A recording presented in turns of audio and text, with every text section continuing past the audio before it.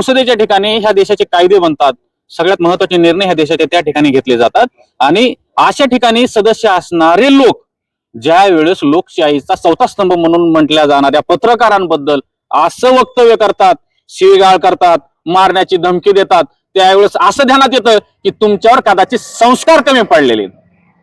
अशा खासदारावर संस्कार कमी पडले आहेत. असे बेजबाबदार खासदार संसदेत जाण्याच्या लायकीचे नाहीयेत. अशा खासदारांचा मला वाटतंय की त्यांच्या पक्षश्रेष्ठीने राजीनामा घ्यायला पाहिजे आणि त्यांना सक्त ताकीद द्यायला पाहिजे की यापुढे कदापि असलं वर्तन सहन केलं जाणार नाही. एवढी आमची मागणी आहे की त्यांनी तात्काळ राजीनामा त्यांचा घ्यावा.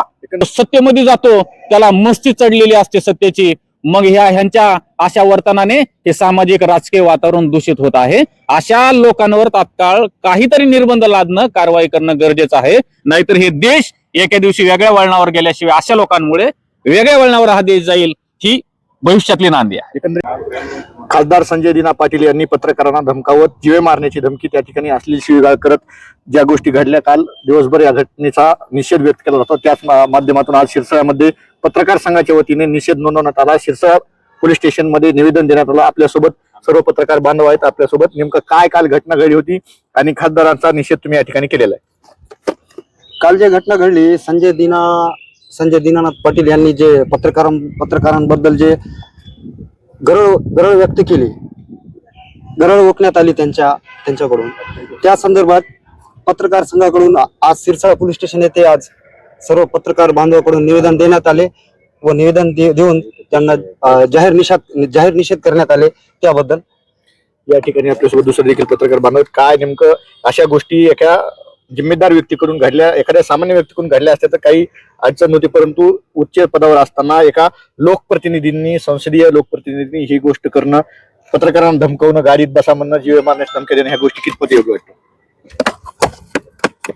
काय विषयाचा मूळ गाभा बोलायचं झालं तर निव्वळ हा सत्तेचा माज या ठिकाणी त्यांच्या त्या केलेल्या कृती किंवा वक्तव्यातून जाणवतोय. मानलं जातंय लोकशाहीचा चौथा स्तंभ जो आहे तो पत्रकारिता आहे आणि मानलं जात नाही तर आहेच, पण चौथ्या स्तंभाला कुठंतरी तुम्ही कोसळण्याचं किंवा कोलमडण्याचं काम करत असताल तर हा निव्वळ सत्तेचा माज या ठिकाणी मानावा लागेल.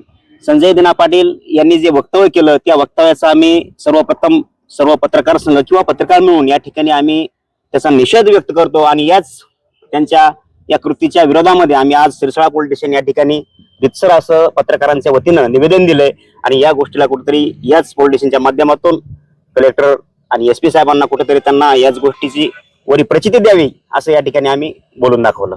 दुसरं देखील पत्रकार बांधव, एकंदरीत पाहायला गेलं तर फुटीर खासदार ज्यांनी आताच उबाटा गटातून शिंदे गटामध्ये प्रवेश केला आणि सत्तेचा माज लागली त्यांना दिसू लागलेला आहे. आपल्यासोबत मिलिंदजीत, काय वाटतं सत्तेचा माज इतक्या लवकर त्यांनी करून दाखवलं?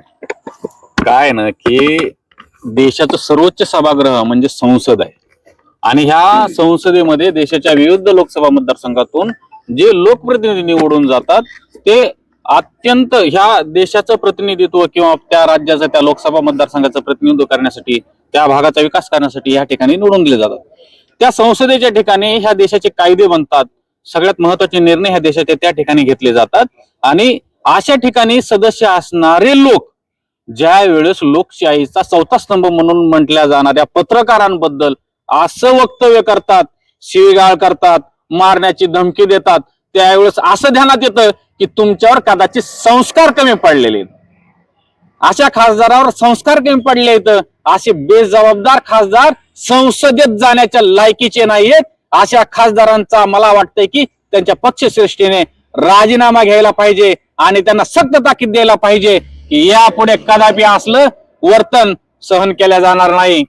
एवढी आमची मागणी आहे की त्यांनी तात्काळ राजीनामा त्यांचा घ्यावा. एकंदरीत पाहायला गेलं ही ज्यावेळेस घटना घडत होती त्यांच्याकडून गरळ ओकल्या जात होती, धमकी दिली जात होती, त्यावेळेस पोलीस देखील त्या ठिकाणी होते. मग पोलिसांकडून गुन्हा दाखल का केला जात नाही या घटनेचा?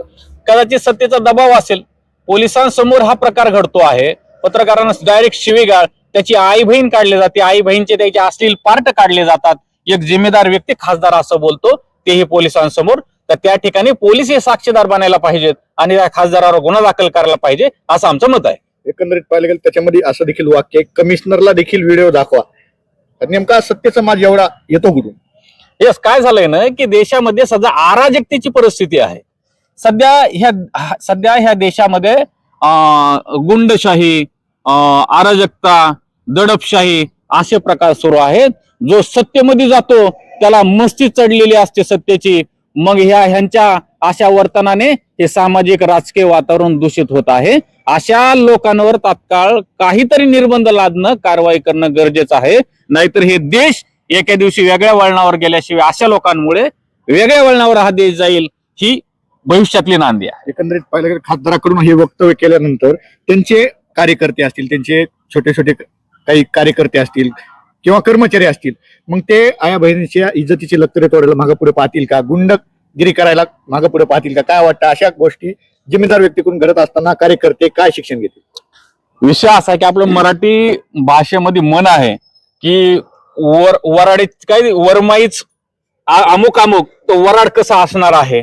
तर मला असं म्हणायचं की जर ही जिम्मेदार व्यक्ती की ज्या मतदारसंघाचं प्रतिनिधित्व करते, ज्यांच्यावर लोकांचा विश्वास आहे, तीच जर असं वक्तव्य करत असेल तर त्यांच्याशी संलग्नित असणारे कार्यकर्ते हेही त्याच प्रकारचं वर्तन करणार आहेत. ही अतिशय गंभीर बाब आहे आणि मी निषेध करतो या गोष्टीचा. एकंदरीत पाहायला गेलं तर संजय दिना पाटलाचा निषेध आता राज्यातूनच नव्हे तर देशभरात देखील होत आहे. याच ठिकाणी जर पाहायला गेलं शिरसाळ्यामध्ये एकंदरीत शिरसाळा पत्रकार संघाच्या वतीनं या ठिकाणी निवेदन देण्यात आले आणि वेगवेगळ्या मागण्या केल्या आहेत. खासदारकी रद्द करण्याची देखील मागणी करण्यात आली आणि पोलिसांकडून गुन्हा दाखल करण्याची मागणी देखील या ठिकाणी करण्यात आली. पोलीस आता नेमकं काय ऍक्शन घेतात? पोलीस गुन्हा दाखल करतात का?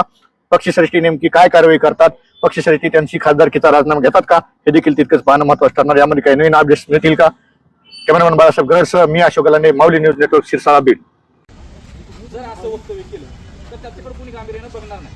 परंतु देशाचा एक सभागृहाचा सदस्य असणारा, संसदेचा सदस्य असणारा व्यक्ती असं बेजबाबदारपणे वक्तव्य करतो, वर्तन करतो, हे कुठेतरी अशोभनीय, खूप गंभीर बाब आहे. म्हणजे हे त्या काय म्हणतात पवित्र संसदीय सभागृहाला असले माणसं कलंकार.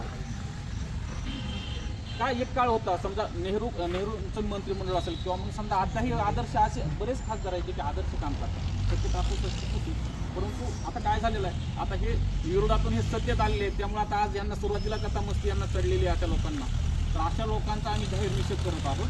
असे लोक संसदेमध्ये राहायला नाहीत पाहिजे. हे असे कुठेतरी सालगडी म्हणून काम करणारे असे घंटाफंटा खासदार आहेत. त्यांना तडकाफडकी सरकारने यांचा राजीनामा घ्यावा अशी आमची मागणी आहे. या घटनेचा आम्ही जाहीर निषेध करत आहोत. आमचं निवेदन स्वीकारावं व जिल्हाधिकारी साहेबांना कळवा. यस.